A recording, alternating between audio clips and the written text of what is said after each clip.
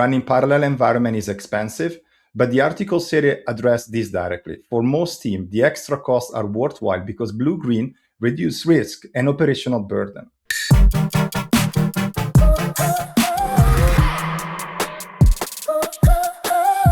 Welcome back to the Azure Essentials Show. I'm your host, Thomas.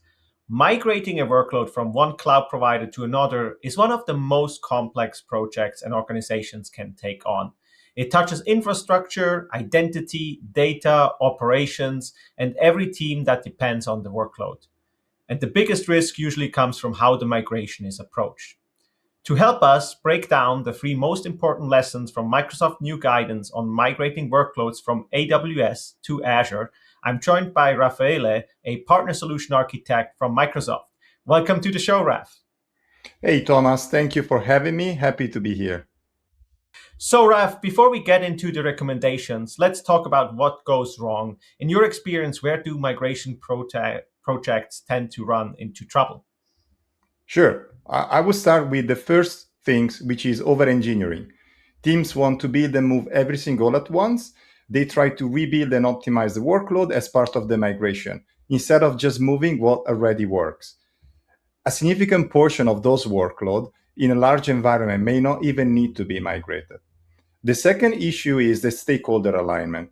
Migration projects involve a lot of parties: users, operators, developers, compliance team, and business stakeholder. When those groups are not on the same page before work begins, scope creep is almost inevitable. And if the project stalls on complex workload, instead of showing early progress, leaders lose confidence. That loss of momentum can threaten the entire migration. Super interesting. And then there's obviously the cutover itself, right? So people sometimes think there's just a switch they can flip. Yeah, exactly, Thomas. There is a belief that you can shut down one cloud environment and turn on another overnight. In practice, that approach risks outage, data loss, and situations where rollback is no longer possible. Even for moderate complex workload, the transition period involves parallel environment, careful traffic routing, and verification window before the old environment can be retired. It's not a light switch. Yeah, so let's start with the stakeholder alignment. What does that look like in practice, and when are you planning a migration? Sure, 3 points here. First one, Microsoft recommends starting every migration with a readiness assessment score across 10 dimensions. That fits into a kickoff workshop where all stakeholders share their requirements, constraints, and timelines. Then the key point is that the team running the workload today should be the team that drives the migration. Outsourcing to external talent risks unexpected discoveries late in the process and a reduced sense of ownership. Partners can help plan, but the workload should be migrated by the team. And alignment doesn't end once the project starts. Formal stakeholders' approval is required before any AWS resource is removed, documented with success criteria. That's a safeguard against shutting down something that is still needed.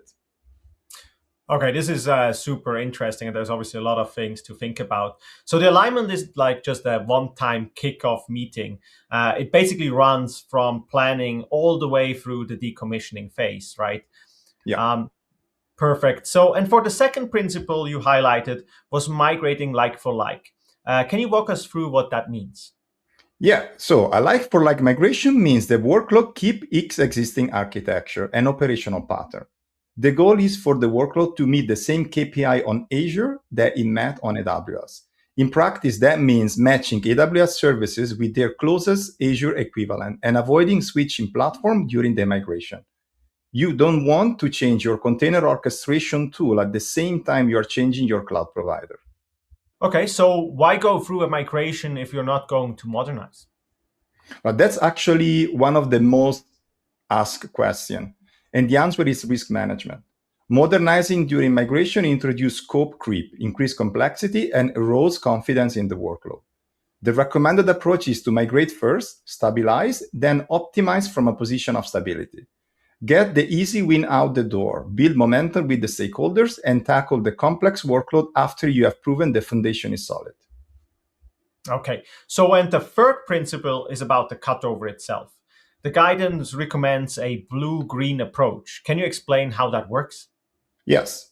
So blue is your current AWS environment, and green is your Azure environment. Both run in parallel through the migration, which means you can shift traffic back to AWS if something goes wrong. Compare that to a big bang cutover, which carry high downtime and high risk and hard rollback. Blue-green give you low downtime, low risk, and easy rollback. The trade-off is cost because you are paying for two environments during the transition. Seems like we should call this an orange-blue approach. Yes. So the cost question is really probably where stakeholders really push back, right? Yeah, and it's actually a legitimate concern. Running parallel environment is expensive, but the article series address this directly. For most teams, the extra costs are worthwhile because blue-green reduce risk and operational burden. The parallel period isn't indefinite, but migration completion and validation completion are not the same things. The old environment stay available until the new one has been verified, signed off, and proven stable. And the migration plan should define all of this upfront. What stable looks like and what triggers a rollback. That clarity protects both the team and the business. Yeah, I agree. I think reducing risk makes a lot of sense wherever you can do that, obviously. So, Raf, for our viewers who want to go deeper, where should they start? Viewers should head over our Microsoft Learn portal where they can view the complete 5-phase process: plan, prepare, execute, evaluate, and decommission, with checklists for each phase. We'll put a link on the article in the description below. Thanks, Raf, for breaking this down. I think a lot of our viewers are going to appreciate how much clearer migration gets when you follow a structured, risk-cautious approach like this. Thank you for your time today. Thank you for having me, Thomas. As mentioned, you can find links to everything we discussed today in the episode description below. Don't forget to leave your feedback or ask Raf and I questions in the comment section. Be sure to give our show a like and subscribe to the channel so you get notified when a new episode drops. Thanks for watching, and we'll see you next time on the Azure Essentials Show.